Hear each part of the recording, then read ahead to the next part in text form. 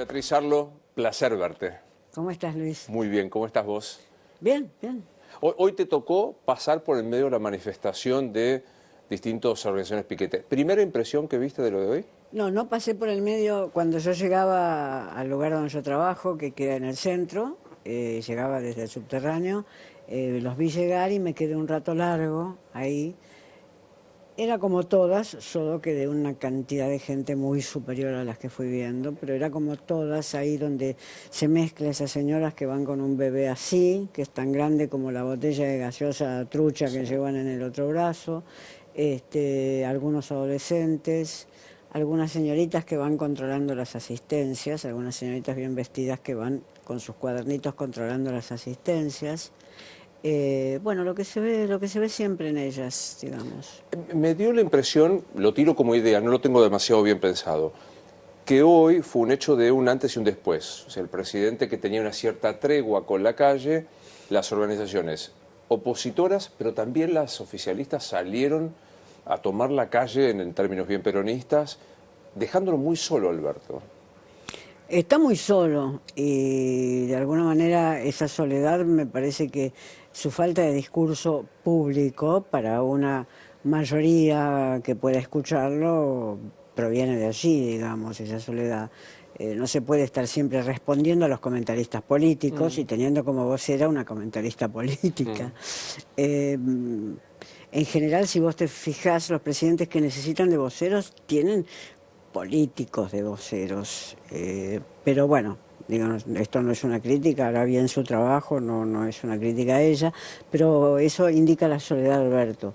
La soledad de Alberto que está formada también por el temor de que Cristina hable, o sea que es un silencio con pocos apoyos que está acompañado por el temor de que la vicepresidenta hable.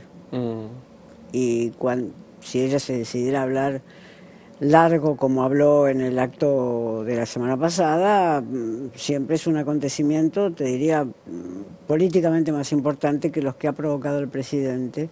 Yo creo que políticamente más importante, además por la falta de decisión de Alberto para intervenir como un político que es presidente, no como un presidente que le tocó por default. Que efectivamente.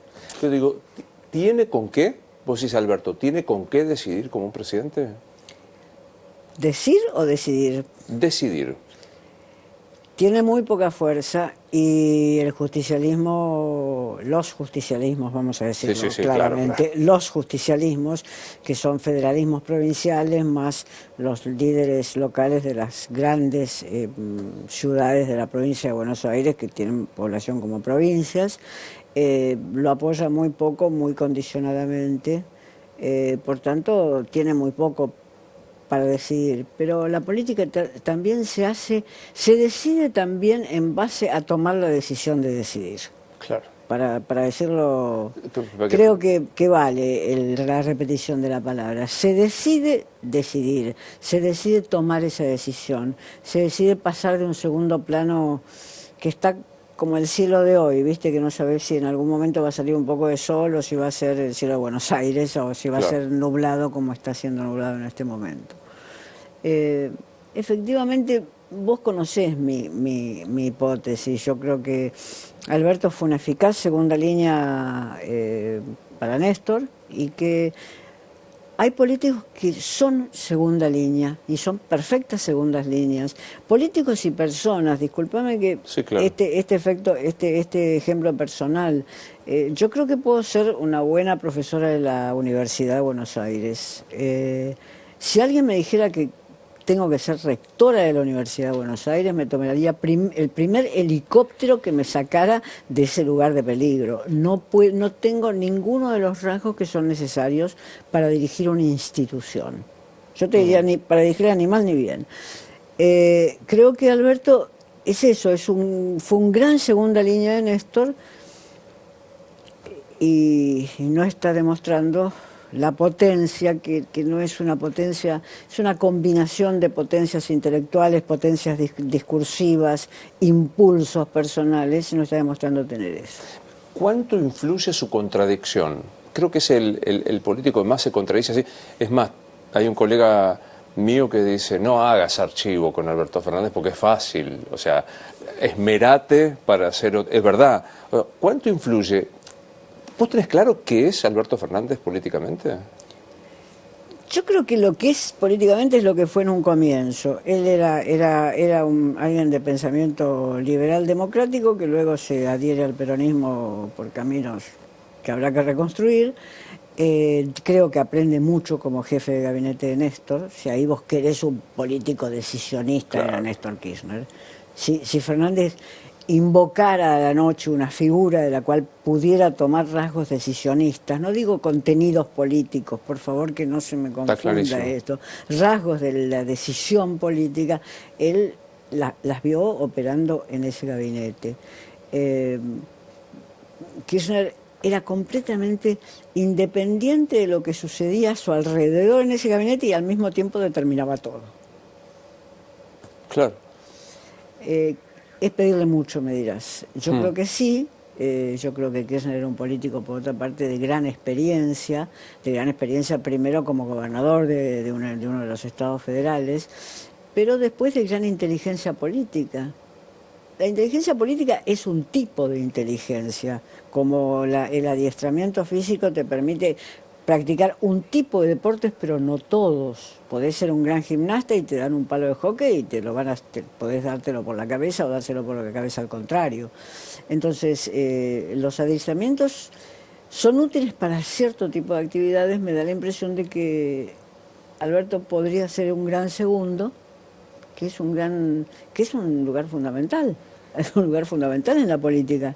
Ojalá todos los políticos tuvieran grandes líneas de segundos y no un conjunto de aficionados o recién graduados en alguna universidad del conurbano. Del conurbano de la UBA, no estoy menospreciando, porque además podría decir alguna universidad privada del conurbano, también podría decirlo, ¿no? Lo que quiero decir es que los equipos se forman, pero luego esos equipos funcionan si tienen un dirigente que marque muy claramente un camino. Yo creo que eso lo podía hacer Kirchner. Claro. Sin duda lo podía hacer Perón, sin duda brevemente lo pudo hacer Frondizi hasta que fue desalojado por los militares y bueno, ahí seguimos una larga historia hacia atrás. Su ausencia de decisionismo es por su personalidad, por esto que vos decís, por su trayectoria, o también estaba cercado fatalmente por quién lo nombra y cómo lo condiciona. Sí, uno podría decir que una cosa multiplica la otra o una cosa multiplica exponencialmente la otra. Sin duda, para empezar, la desgracia de la muerte de Kirchner, que lo pone a él en un lugar, aunque no en un lugar de sucesión, pero sí en un lugar de mayor capacidad o de mayor poder de decisión del que tenía. Se puede ser kirchnerista o antikirchnerista. Lo que no se puede dejar de hacer es reconocer que la muerte de un político como Kirchner, que gobernaba todo su espacio, o sea, había algo que no le pasaba a Kirchner, es lo que le pasa a Alberto. No podía llegar un representante del federalismo de una provincia alejada y pequeña a decirle sus protestas y que Alberto lo escuchara como si estuviera escuchando a 10 representantes de otras provincias juntos. Kirchner era alguien que manejaba perfectamente los reclamos. Bueno, eso desapareció. Con él. Con él. Claro. No lo heredó nadie de su familia. ¿Ni siquiera Cristina? No. ¿Por qué no Cristina? Son temperamentos políticos diferentes y Sartre decía una cosa muy importante, no hay que confundir psicología con temperamentos. Temperamentos valen todavía los clásicos, los que se definieron en el siglo XV, XIV, valen todavía los clásicos y los temperamentos son difíciles de cambiar, mientras que se pueden cambiar las ideas, se pueden cambiar cierto tipo de reacciones, pero los temperamentos son difíciles. Yo creo que te conté alguna vez la ocasión en la cual la conocí a Cristina. Pero vale la anécdota. Con Alperín, con Tulio Alperín. Sí. Vale la pena recordarlo.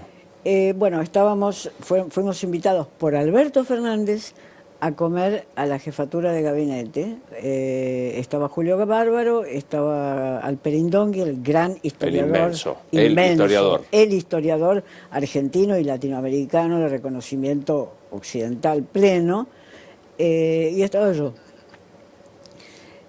Hasta ese momento la conversación ni venía, Alberto Fernández, naturalmente, la jefatura de gabinete del gobierno de Kirchner, la conversación venía en tono agradable e instructivo para nosotros. Debo decir que para Alperín era doblemente instructivo, porque aunque parezca mentira, Alperín no había entrado nunca a la Casa de Gobierno.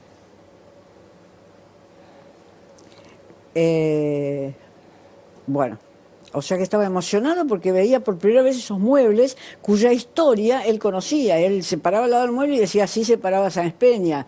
Y corría una silla y decía, así lo hacía Hipólito. Pero estaba emocionado por esa circunstancia.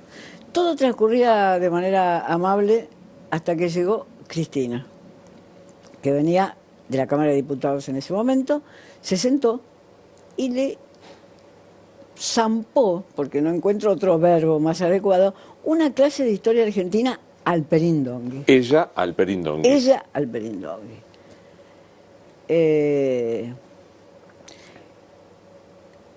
Un gran historiador como Alperín Dongui también se equivocó en el final de esa reunión, fíjate vos, porque, bueno, terminó la clase de historia que dio Cristina, que dio todas sus opiniones, desde Roca, Juárez Herman, en adelante, digamos, dio todas sus opiniones, terminó la clase de historia, terminó el almuerzo, y Alperín y yo salimos caminando, yo acompañándolo a él, que iba al Instituto de Historia Argentina, y Alperín me dijo, eso muestra que hasta los más inteligentes, geniales, yo creo que Alperín Dongui era genial, Alperín Dongui me dijo, yo acá no vuelvo más, pero quizás para hablar con Alberto Fernández. Mirá qué vuelta toma la anécdota. Qué vueltas toma la anécdota, porque fíjate que era un tipo que estaba caracterizado por su discreción, y es un tipo inteligente, o sea que esa discreción le permitía solamente poner las frases, no demasiado complejas ni floripondiosas como las de Cristina Kirchner,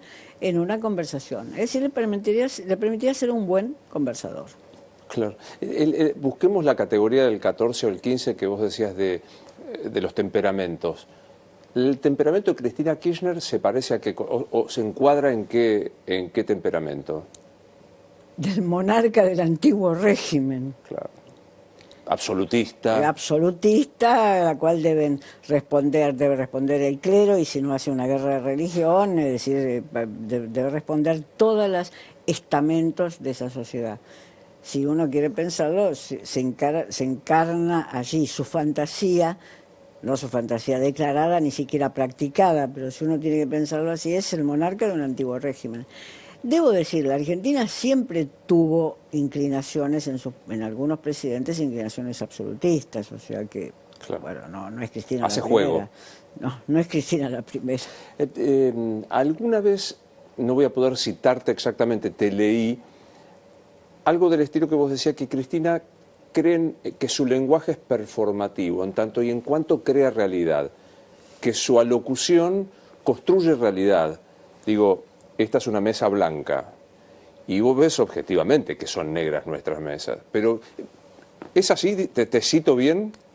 Debo haber dicho eso. Los líderes carismáticos tienen ese carácter transformador por sus palabras, aunque no transformen en la realidad nada. Los grandes líderes carismáticos, es decir, Perón, pongamos, o Eva Perón en la Argentina, tenían...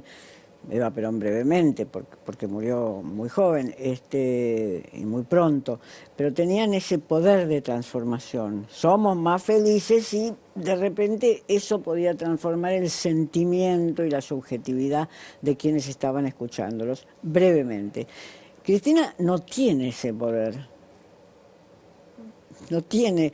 Porque para empezar habría que ver cómo está compuesto su carisma, o sea, no es un líder carismático de la dimensión de algunos de los que hemos tenido en la Argentina. Algunos líderes silenciosos, como Irigoyen, o algunos líderes muy discurseantes, en el mejor sentido de la palabra, con grandes discursos, como Perón. no tiene eso. ¿No sos de las que creen que es una oradora estupenda? Soy de las personas que con extrema objetividad digo que habla bien.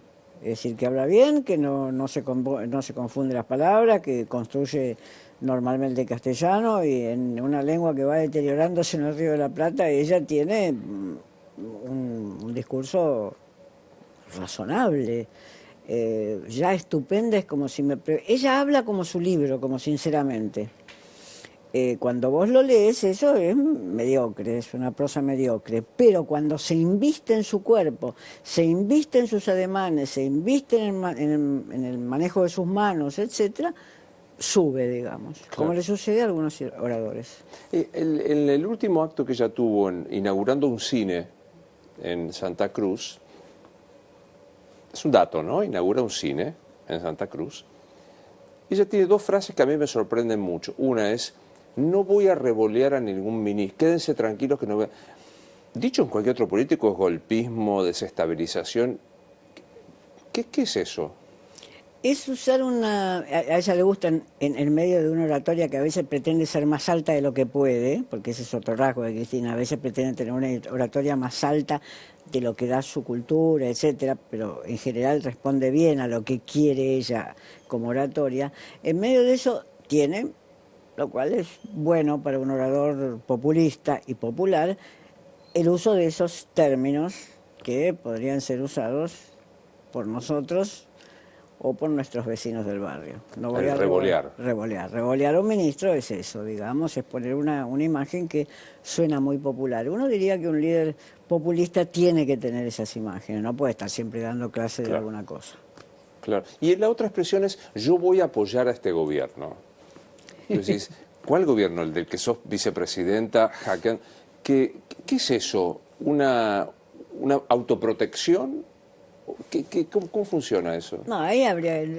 La verdad que es una pregunta difícil de responder, Luis. Habría que ver qué quiso decir ella gobierno en ese momento. Si gobierno quiere decir yo voy a apoyar la constitución de este Parlamento, de este Congreso, las autoridades que este Congreso vaya eligiendo, algunas me pueden gustar más que menos. Bueno, sería una frase casi innecesaria. La vicepresidenta en ejercicio de la presidencia, como dice creo Nelson Castro, la vicepresidenta en ejercicio de la presidencia tiene que apoyar al gobierno del cual forma parte. O sea, pero como existe tanta sospecha sobre ella, todos tenemos sospechas y quizás la oposición tenga muchas sospechas, reafirmar eso tiene un carácter de anunciar una acción que ella estaría dispuesta a hacer. Si lo va a hacer o no va a hacer, no sé. No lo sabemos. No lo sabemos. Yo digo, ¿es la que manda ella? Manda ella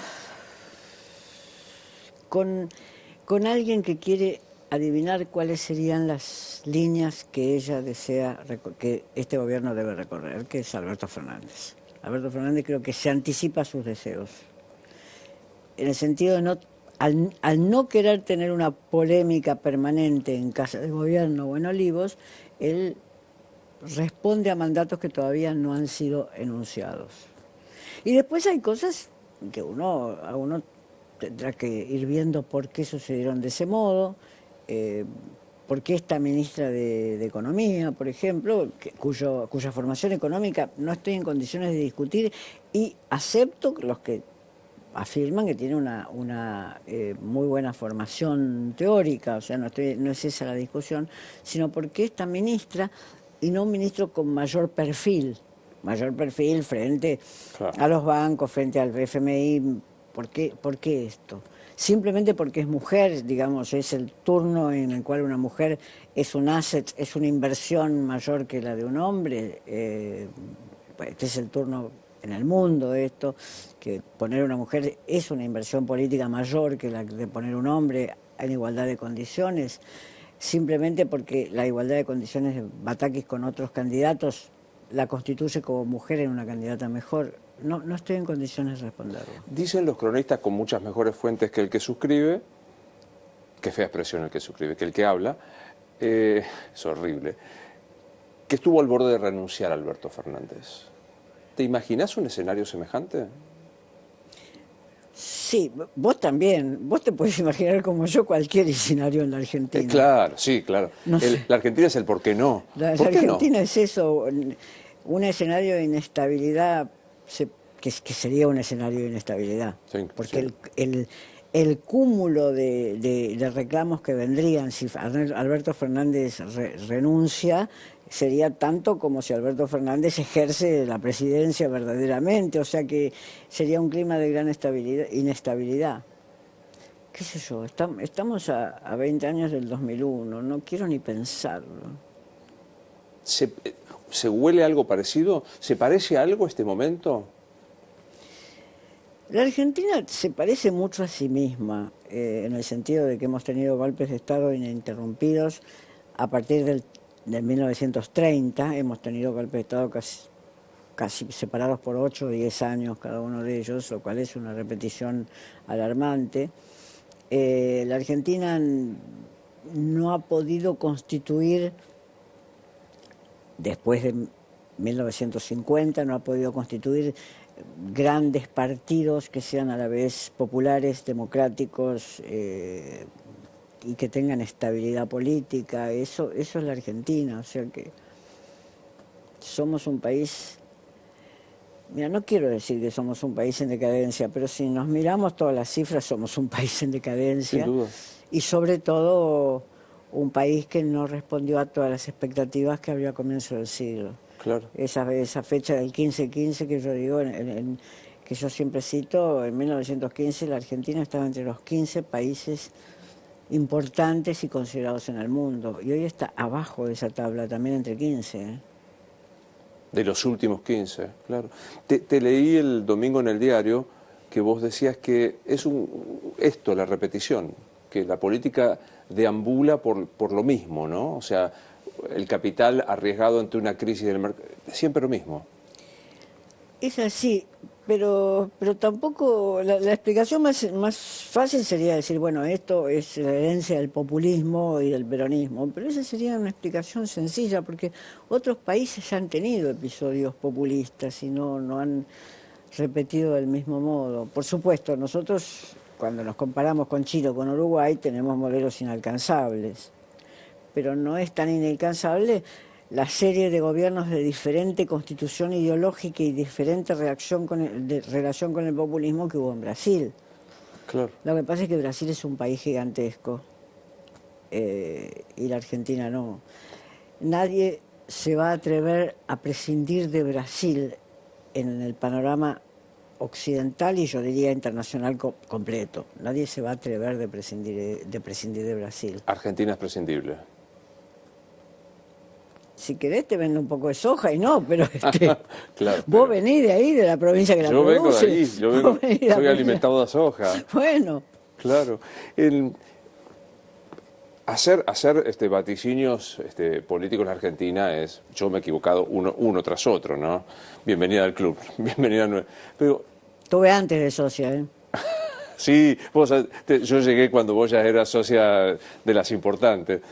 Pero quiero decir, imaginarte un escenario de Macri y Cristina otra vez enfrentados en 2023 me parecía increíble. Y hoy no parece tan increíble. ¿Lo ves posible? Sí, lo veo posible si no hubiera sido tan mediocre el gobierno de Macri y tan mediocre su figura política, lo vería más posible. Su gobierno fue malo y mediocre en el sentido político, de culturas políticas, y él fue un político muy mediocre. Pero, ¿por qué no ver posible? ¿Qué sé yo? No me pidas un pronóstico, claro. Pero lo veo posible, sí. Yo creo que los que no quieren que sea posible son los del PRO. Obvio. Es decir, ¿por qué una Patricia Bullrich tiene que decir ahora le voy a dar otro turno a Macri? ¿Por qué yo? ¿Por qué? Porque si yo que podría hacer una fórmula con Milei y hacer la fórmula que podría aumentar los votos, ¿por qué le voy a dar otro turno a Macri? Claro. Sí, en todo caso el mayor aliento que sea Macri es Cristina. O sea, Cristina es la mayor alentadora. Efectivamente, a ella le conviene Macri.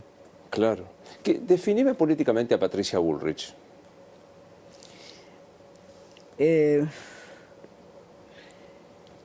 Es ella tiene bueno, aparte de su matriz peronista, pero ahora no vamos a contar la historia de Patricia Bullrich, porque es como si contara mi historia, sería más larga que... Ella comenzó en esta nueva etapa, digamos, con una matriz liberal, pero ahora es como si hubiera reencontrado en su pasado los elementos de un discurso populista, es decir, de un discurso más caliente y más populista. ¿Qué más te puedo decir? Decime vos. Otro día te cuento. Bueno. Otro día te cuento.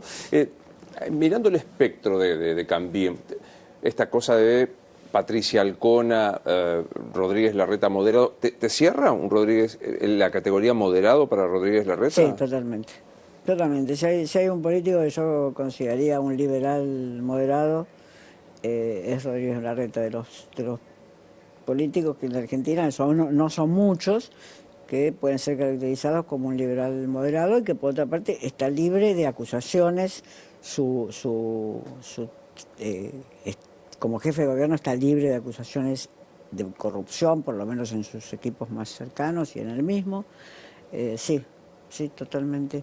Ahí hay algo que es una herencia política. Su padre fue un político. Él cuando era un chico veía a los políticos argentinos en la casa.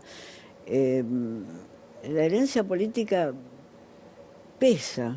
Así como uno dice, a este chico le enseñaron a patear bien un córner desde que tenía 5 años o agarrar bien un palo de hockey desde que tenía 5 años, la herencia política pesa. Entonces esa moderación tiene que ver con que sabe que la falta de moderación no conduce a ningún lugar ni bueno ni seguro. Después vemos los contenidos de su política, total, pero que la falta de moderación no conduce como a un lugar. Superestructura, me puse marxista, como superestructura, ¿no? Efectivamente. Como tono cultural, la falta de moderación no conduce a un lugar seguro. Hablemos de falta de moderación. Javier Milei.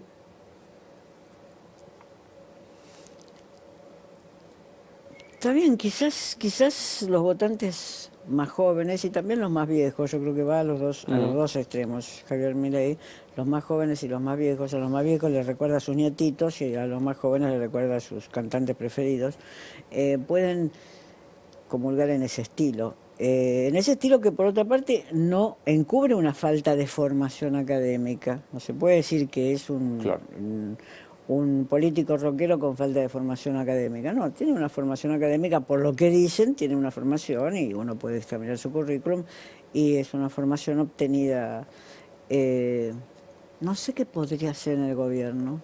No, digo, aparte de cumplir su programa, dificilísimo de cumplir y creo que no sé, digamos, ese liberalismo extremo es imposible en la Argentina, porque ahí está la cuestión de la miseria. Eso que hay que hablar. Es decir, cuando hablamos de que tenemos que reducir los planes, tenemos que sacar los planes sociales, tenemos que sacarle esto a las mujeres, tenemos que sacarle esto a los chicos, ahí que vamos a dejar que la gente se muera. Vamos a dejar que vamos a ir a las villas y vamos a dejar ver cómo la gente agoniza en esas villas. No, ahí, porque no se crea trabajo. Con eso se va a quedar trabajo, sí, pero ínterin, entre que le sacaste el plan y se creó el trabajo, que se murió. O se agarró una enfermedad por falta de alimentación el chico. Por eso hay que ser reformista en términos sociales, no se puede ser extremista como es Milei en términos sociales. Y Milei en términos sociales es extremista, en términos económicos no sé, debe ser un liberal convencido, no sé. Total. Los radicales sintieron como un cierto empoderamiento, como un cierto revivir con Facundo Manes, con un Morales que... ¿Hay un rejuvenecimiento de un postergado radicalismo? Los radicales lo que tienen es una implantación territorial, a la cual Facundo Manes, que tiene un hermano que es parte de esa implantación territorial, a la cual Facundo Manes tuvo acceso y sigue teniendo acceso. Es decir, porque para hacer política o nos langamos vos y yo juntos y nos ponemos una mesita en una calle, o tenés que tener una implantación territorial. Algún intendente tiene que decir, vení a comer el asado, acá sacamos la foto, acá va a cantar este folclorista con el cual también vas a sacar la foto, etcétera. Entonces Facundo Manes tiene eso. Después no dice sino generalidades, solo que son generalidades más tolerables que las que el tono con el cual dice sus generalidades Milei, porque tampoco me expuso una teoría económica, sé que es un liberal, punto, pero Claro. nada más. Entonces Facundo Manes tiene un tono político, un discurso político como para que lo puedan entender todo el mundo, lo cual está muy bien por una parte, pero tiene que tener ese discurso sobre la base de otro más complejo que se haga cargo de la complejidad de esos problemas. Eso todavía no lo conocemos, pero no digo que no lo tenga, no digo que no pueda disponer de ese discurso. En esto que vos decías, que no es menor, en el medio de la miseria, digamos, porque en el medio de la miseria de la mitad de la gente, o por lo menos la pobreza de la mitad de la gente, y de ese 50%, algunos dicen, con mucho menos en otras épocas se produjeron reclamos sociales mucho más potentes. ¿Por qué no pasa? ¿Porque lo aprendió? ¿Aprendimos de lo reciente? En otras épocas, a ver, con mucho menos se produjeron reclamos sociales. Lo que hubo fueron grandes líderes populares, democráticos y populistas, si vos querés todo junto, o no democráticos y populistas, que pudieron organizar. Los reclamos sociales que conocemos hoy son, y con todo mi respeto lo digo, son organizados por dirigentes de estructuras más pequeñas que las que pudo manejar Perón desde el Estado Nacional para organizar los propios reclamos a su propio gobierno, digamos. Claro. La gente no se autoorganiza, no hay nada más difícil que salir a las 4 de la mañana, porque tenés que salir a las 4 de la mañana de donde estás viviendo, de donde estás viviendo lejos de la ciudad de Buenos Aires para manifestar. No hay nada más difícil que salir a las 4 de la mañana.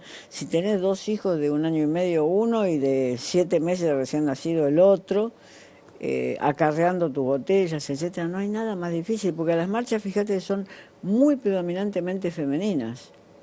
Y Sí. hay una razón evidente de eso, no solamente que las mujeres son más luchadoras, etcétera, ya sabemos, las mujeres somos bárbaras, pero la razón más evidente de eso es que los hombres se quedan también porque puede caer una changa a media mañana. Puede faltar alguien en una obra y lo pueden venir a buscar para una changa. Entonces, por eso son también predominantemente femeninas, porque el desempleo de las mujeres es arrollador. Bueno, eso. Difícil de seguir pensando en esas condiciones.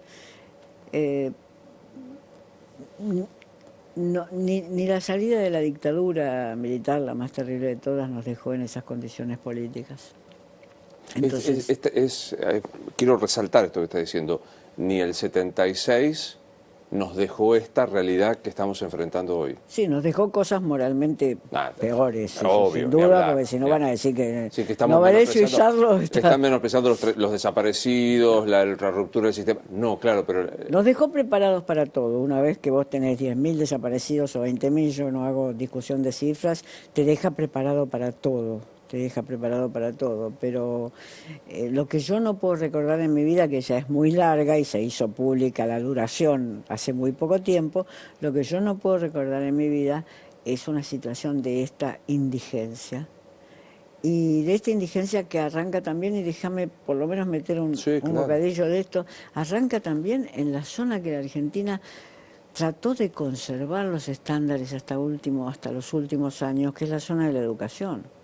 Vos tenés a la mitad de sus adolescentes de 15 años para arriba fuera de la escuela media. Vos sabés que no van a ninguna parte después de eso. No van a ninguna parte, ni siquiera a conseguir un buen trabajo en Barcelona, si es que pueden pagarse un pasaje de avión. A vender billute en Barcelona pueden ir, claro, pero no a conseguirse un buen trabajo. La mitad de nuestros adolescentes están fuera de la escuela media. En una escuela media, por otra parte, que está llena de grietas y de insuficiencias, y que asimiló mal las nuevas pedagogías. Yo también algún día podríamos hablar de eso. Entonces, el porvenir es muy triste en ese sentido. Estábamos acostumbrados a ser un país que decíamos, bueno, no seríamos como esto, no seremos como aquellos, pero acá todos leen, escriben bien, no como esos inmigrantes que llegan de Italia y de España que son analfabetos. cosa que en un punto, además de racista contra los inmigrantes, era verdadero. Sí, Cosa claro. que en un punto era Sí, verdadero, claro. que a mis abuelos les enseñaban a leer sus hijos, porque llegaron analfabetos al país. O sea, en un punto era verdadero. Eso es lo que se perdió para siempre. Y que los arroja a una ausencia de una perspectiva de futuro. Los arroja por completo, una perspectiva de futuro los deja fuera, porque además, aunque se diga que los adolescentes en 5 minutos te manejan todo el mundo digital, eso es mentira. Eso es mentira, no es que te manejan un teléfono en 5 minutos.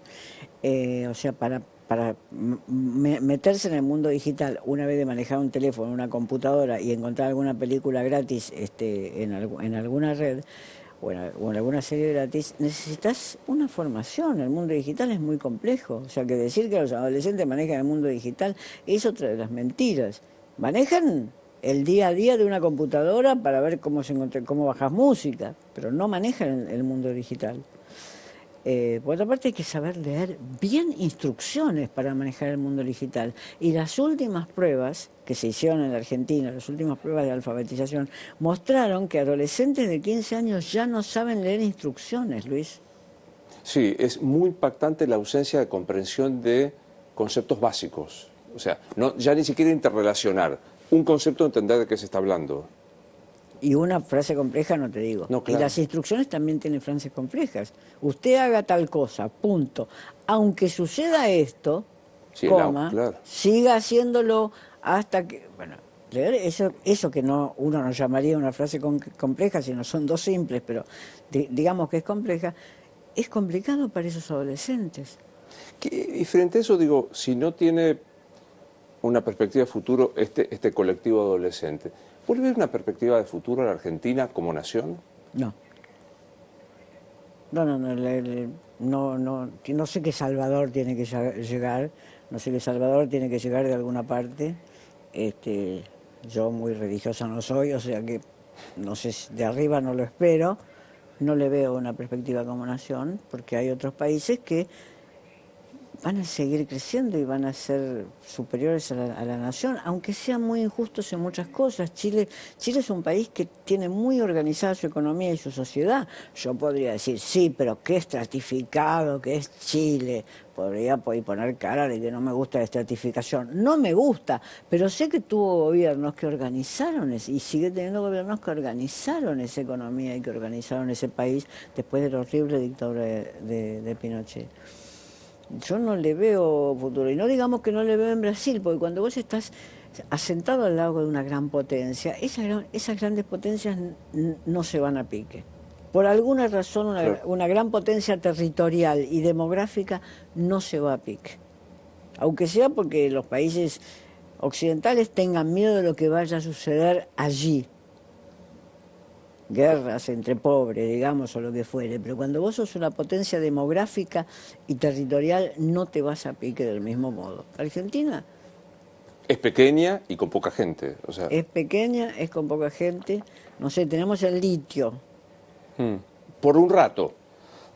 Porque los que saben dicen que de la misma manera que el petróleo gaseoso que había en Vaca Muerta es por un rato. O sea, la transformación de las tecnologías hace que sea por un rato. Sí. Y mientras tanto nosotros seguimos discutiendo si un gasoducto sí, un gasoducto no. ¿Sos de la que creen del gran acuerdo nacional? Viste que se vuelve a escuchar, el gran acuerdo nacional. Se cita a la Moncloa como si fuera aplicable en la Argentina. ¿Crees que eso, A, es una solución? B, ¿es posible? La Moncloa la firmaron partidos estructurales existentes con políticos de enorme talento. El Partido Socialista Español tuvo un político de enorme talento como González. Pero además tuvo un partido, era un partido implantado desde la guerra civil, era un partido implantado con fuerzas territoriales. Es como si vos tuvieras un radicalismo funcionando y además dirigido por políticos de enorme talento. No estoy discutiendo la inteligencia de los radicales, por favor, que no se entienda, pero digamos, Sí, claro. Felipe González fue considerado un gran político del sur de Europa. Entonces, para tener una Moncloa tenés que tener protagonistas. Primero tenés que tener partidos. Si no, no veo qué Moncloa ¿Con quién? ¿Con qué partido? Claro, quién va a firmar la Moncloa? ¿Qué van a venir los dirigentes federales para firmar Moncloas? Que son los únicos que tienen bases territoriales más o menos aseguradas sobre la base del clientelismo, etcétera, ¿no? Entonces, ¿quién va a firmar Moncloa? ¿Una Moncloa firmada por Fernández? ¿Vos firmás también? Paso. Ah, qué cobarde, Luis. Obvio, obvio, obvio. Claro, no, pero es real. O sea, ¿quiénes son los... ¿Qué político te interesa, a qué político te interesa escuchar?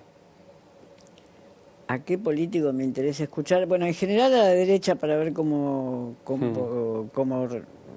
razona.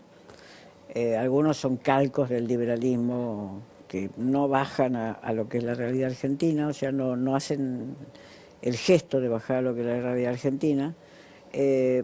No a Milei, yo ya escribí sobre Milei, no volvería a escucharlo en Milei, no, pero la derecha liberal, digamos, como Esper, bueno, son políticos que puedo escuchar.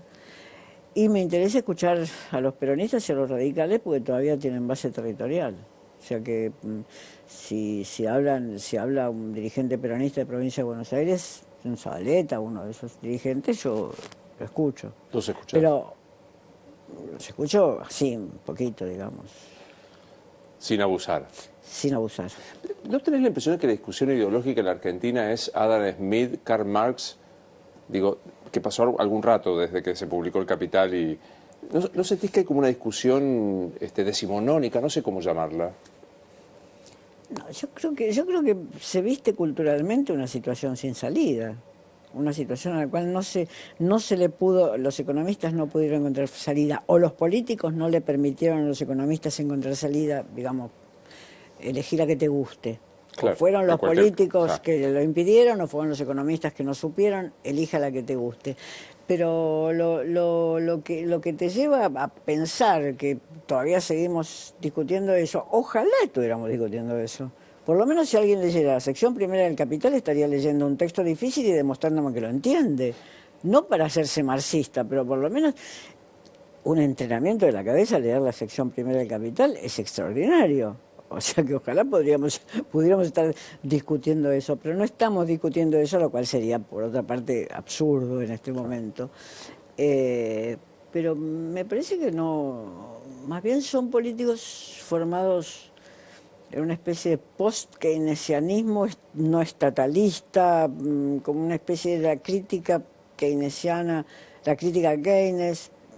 No me resultan interesantes sus discursos. Qué sé yo, tenemos políticos no están formados, si uno los compara con los equipos políticos de otros países, que no están formados como deberían estar.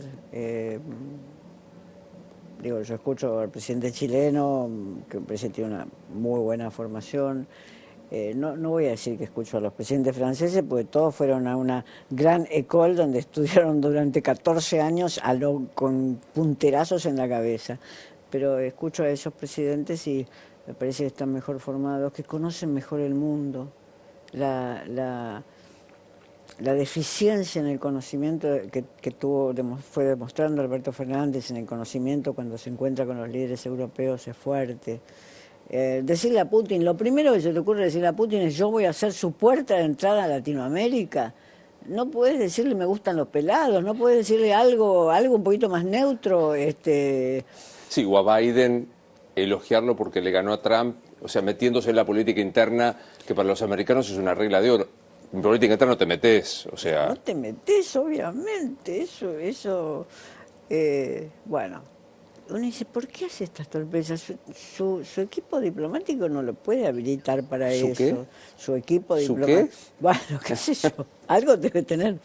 Claro, digo, alguna vez la Cancillería Argentina fue un ejemplo. Hay normas internacionales que son normas argentinas. En efecto, y además son normas que, bueno, supongo que Cafiero Nieto debe conocerlas. Supongo que... No, estoy segura que Felipe Solá podría redactarle un decálogo de las cosas que tiene que decir, no debe decir, no digo que sea el mejor ministro de Relaciones Exteriores del mundo para Argentina, pero Felipe Solá le puede dar un decálogo. Es decir, no se le dice a Putin tal cosa, no se le dice a Biden tal otra, la que vos dijiste, Y así. etcétera. Y así. Y así. ¿Ves, mirando vos que seguís leyendo la prensa europea, que seguís mirando con atención lo que pasa, alternativa por Alemania en Alemania, la Lega en Italia, Vox en España, bueno, Marine Le Pen y Mélenchon en Francia? ¿Ves que hay un algo parecido a mitad del siglo pasado del conservadurismo, la derecha? Hay un conservadurismo de derecha que efectivamente crece, pero lo que la diferencia me parece a mí fuertemente de la mitad del siglo pasado, es decir, del nazismo, que es la palabra que deberíamos mencionar, Claro, claro. de los nazismos y de los nacionalismos autoritarios de mitad del siglo pasado, es que están muy fuertemente comprometidos en repúblicas que no se lo permitirían del todo eso. Esos autoritarismos racistas de Italia y de España surgieron en repúblicas. La alemana, que acababa de sucumbir la República de Weimar, la gran república que duró poco, y que saludamos por el honor que fue para la historia de las ideas, pero que acababa de sucumbir en la República de Weimar. Y la italiana, que también venía de largas marchas por Italia, encabezadas por Mussolini y sus dirigentes, convenciendo a aquellos sectores más bajos y menos alfabetizados o no alfabetizados de la población italiana. Yo no veo eso hoy. Me parece que los autoritarismos europeos no tienen no tienen esas masas para poder movilizar de ese modo. Para empezar, no las sacás de la casa. Claro. Es decir, la marcha sobre Roma de Mussolini, no creo que vos puedas conseguirme 15 italianos dispuestos a marchar sobre Roma. No, claro. No la sacás de las casas porque hay un cierto nivel de bienestar, no se discute que el que no tiene trabajo tenga un auxilio del Estado, tiene una seguridad pública. Sería imposible en Alemania, que es un país, es el segundo país del mundo, China y Alemania. Si querés pedir la nacionalidad, yo no sé si decidirme por China o por Alemania, pero si queremos cambiar de nacionalidad, están esos dos países. Sin duda, sin duda. Entonces no veo eso, no veo eso en Alemania. Y por otra parte, en Alemania, que yo viví un año, digamos, pero que conozco bien, todavía se siente el efecto de la escuela en la autocrítica cultural, no verbalizada del autoritarismo nazi. En Alemania, antes de negarte algo, las explicaciones son infinitas. Vos decís, bueno, basta, cortala, ya sé que no me tengo que llevar este libro de la biblioteca porque es un incunable. Y no, las explicaciones son infinitas y quizás yo podría consultar más arriba para que usted... Es decir, es un país que sus modos no son nunca autoritarios, nunca son autoritarios. Vamos a ver qué pasa con los inmigrantes. Claro. Porque los sectores trabajadores de Alemania o desocupados más bien de Alemania tuvieron sí agresiones fuertes con los inmigrantes en los últimos 2 años. Hablemos unos últimos minutos de lo que más me gusta, que es de literatura. ¿Qué estás leyendo? ¿Qué tengo que leer? Siempre que venís te pido que me digas qué tengo que leer. ¿Qué tenés que leer? ¿Yo qué estoy leyendo? No sé qué estaba leyendo literatura. Estaba totalmente absorbida por la política. Leí un libro de Gamerro, que creo que ya te mencioné. Y nada más de literatura. Bueno, no quiero decir que leí algunos clásicos. Porque te van a tirar por la cabeza. Claro, porque no puedo sustraerme a la idea de mirar la traducción del Ulises que hizo Savaroy, que es extraordinaria, y entonces la tomo, pero no. ¿Y cómo dirimís la tentación de lo nuevo y los clásicos? Clásicos como el Ulises, Sí. Que es completamente nuevo. Cada vez que vos abrís el Ulises, te encontrás con una ciudad y con una calle que vienen a ser Dublín, pero que no conocías. Es siempre completamente nuevo. Siempre. Bueno, eso sucede con los grandes libros, ¿no? ¿Tenés la angustia de entrar a una librería de las lindas? Buenos Aires sigue teniendo eso que no sé en cuántos lugares del mundo hay. Decís, todo lo que no voy a leer. A mí yo entro, suelo ir a eterna cadencia, y entro y digo, uy, todo lo que no voy a leer. ¿Te pasa eso? No, quizás la cuestión es que mi lado menos visible es que yo he hecho y por momentos sigo haciendo investigación en literatura argentina. Entonces, tuve siempre esa tendencia a releer el siglo XX argentino, solo el siglo XX. Enseñé el siglo XX y solo seguir el siglo XX argentino. O sea que no me pasa eso. No, todo lo que no voy a leer, bueno, vendrá otro u otra que enseñe el siglo XXI, ¿no? Claro. Bueno, asumo que no cambiaste de idea, pero yo suelo terminar este programa con nos morimos y qué pasa. ¿Seguís pensando lo mismo? Ya está. No lo vamos a ver desde arriba. Es esto. Yo siempre digo que comparto, pero es que es muy optimista esta convicción, porque te impulsa a hacer. Es optimista, ¿no? No lo entiendo como optimista. Yo más bien mi sentimiento, quizás sea por mi vejez, es de resignación. Me tocó este país, sería diferente si me hubiera tocado España o Italia, pero no, más bien lo tomo como resignación. Es la edad. No te puedo dar un mensaje optimista. ¿La resignación es necesariamente amarga?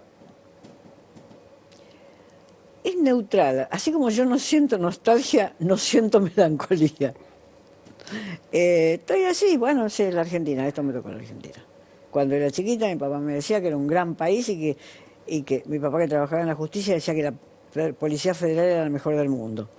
Después fui descubriendo que mi papá me mentía todos los días, o se mentía todos los días.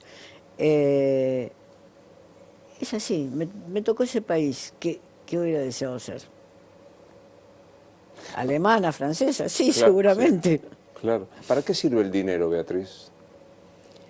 Para estar tranquilo. No digo que eso le pase a los millonarios, pero si no vivís en la falta de dinero, para lo único que te sirve es para estar, la falta neta de dinero, para lo único que te sirve es para estar tranquilo. Te doy $1.000.000, ya, ahora. ¿A quién se lo das y por qué? ¿A quién se lo doy y por qué? En algún hospital público, creo. Creo que algún hospital público. Hablaría con los médicos y médicas que conozco. Conozco médicos de Muñiz, conozco varios hospitales, en el club están. Y se lo daría un hospital público. Con cierta regulación en el sentido de un... De control. Sí, de un comité que controle eso, pero se lo daría ahí. Porque ahí tendría un impacto, porque decirte se lo daría de educación, pero no sabes a dónde va, digamos. No sabes a dónde va, la estructura es demasiado grande, no digo que nadie se lo afanen por el camino, por favor. Pero en un hospital público uno podría decir, ahí hay una estructura de control. Decir que se lo daría a la Biblioteca Nacional, no se lo daría a la Biblioteca Nacional. ¿Por qué no?